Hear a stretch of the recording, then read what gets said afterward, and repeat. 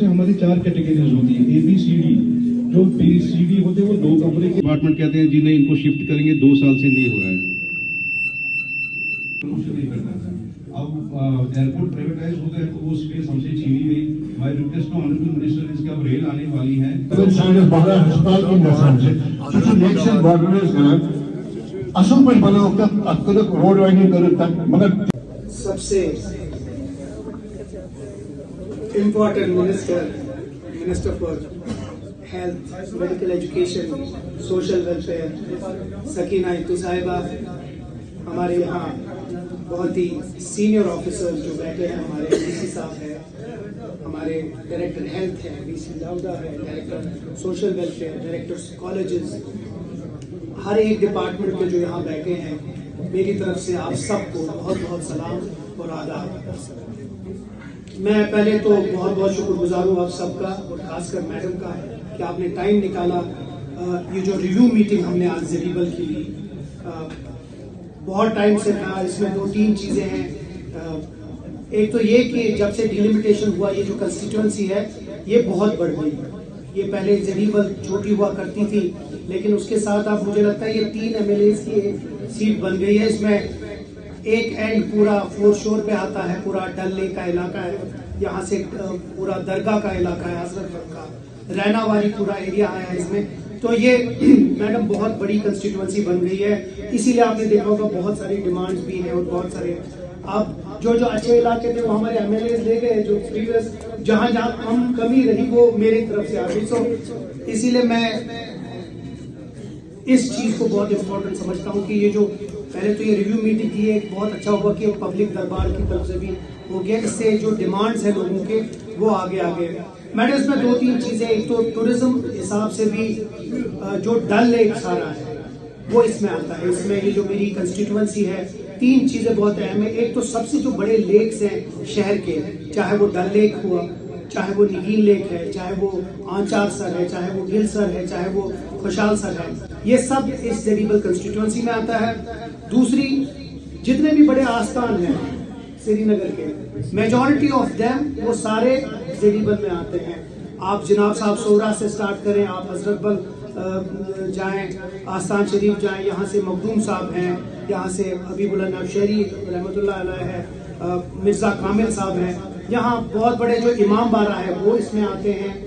इसमें जो आस्थान है मीर शमसुद्दीन इराकी वो आता है। इसमें जो सबसे बड़ा गुरुद्वारा है वो भी इसी में आता है, और इसमें जो टेम्पल है बड़ा हरी पर्वत का वो भी इसमें आता है। तो उस हिसाब से भी ये एक इम्पोर्टेंट चीज है।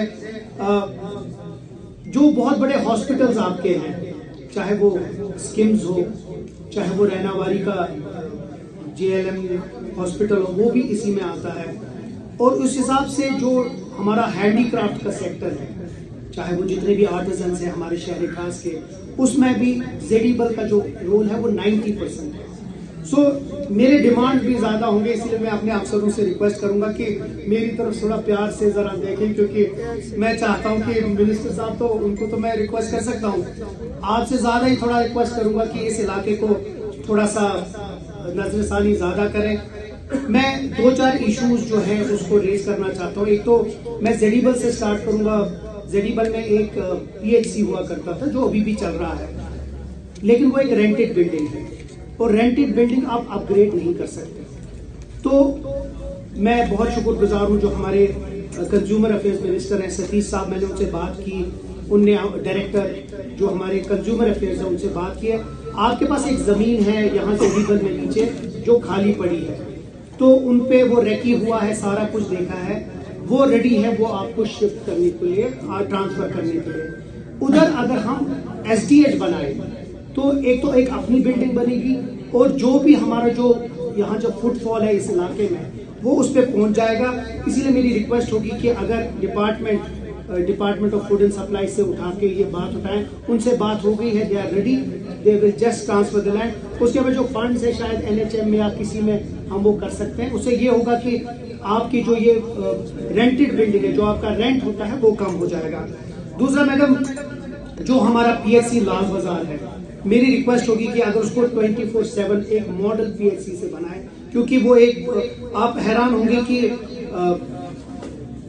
हमारे यहाँ जितने भी हेल्थ के उनको पता होगी कि नेशनल क्वालिटी एश्योरेंस स्टैंडर्ड एनकास एक प्रोग्राम है जो डिस्पेंसरीज या पीएचसीज या सीएचसीज को मिलता है।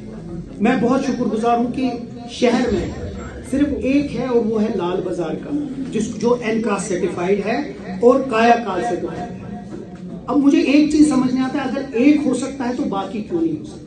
इसमें ऐसा कौन सा कोई तीर मारना है कि बाकी जो हमारे पीएचसीज हैं या जो हमारे एसडीएच है वो क्यों नहीं एनकास सर्टिफाइड है? इसलिए मेरी रिक्वेस्ट होगी कि न सिर्फ जेडी बदले, जो बाकी भी है, इसमें ज्यादा खर्चा नहीं है, जितना मैंने इस पे स्टडी किया है इसमें ज्यादा खर्चा नहीं है, बहुत कम है। अगर इस पे एक आपका डिपार्टमेंट थोड़ा देखे कि अगर एनकास सर्टिफाइड सब हो जाए हमारे जितने भी ये पीएचसीज हैं, उससे एक चीज होगा, एक क्लियरिटी होगी। क्योंकि मेरा खुद भी फोकस है कि मैं इस इलाके में आपका जो डिपार्टमेंट है हेल्थ का उसको, क्योंकि अगर हमारा हेल्थ स्ट्रांग रहेगा तो हमारा जो स्ट्रक्चर है कम्युनिटी का वो अच्छा रहेगा। मैडम, उसी के साथ हमारे एक एरिया में मीर बहरी आता है जो कि बहुत पिछड़ा इलाका है और आप हैरान होंगे कि उसमें 25,000 30,000 की पॉपुलेशन है।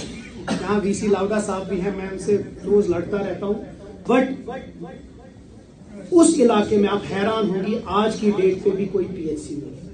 30,000 की पॉपुलेशन है डल में। अब वो वहां रह रहे हैं, रिहेबिलिटेशन जैसे होता है, लेकिन वो भी इस शहर का हिस्सा है। उनका भी हक बनता है कि उनके पास एक पीएचसी हो। आप हैरान होगी कि इतनी बड़ी पॉपुलेशन में अभी भी हायर सेकेंडरी स्कूल नहीं है, और जो वहां हाई स्कूल है 400 स्टूडेंट के लिए सिर्फ 10 टीचर्स हैं।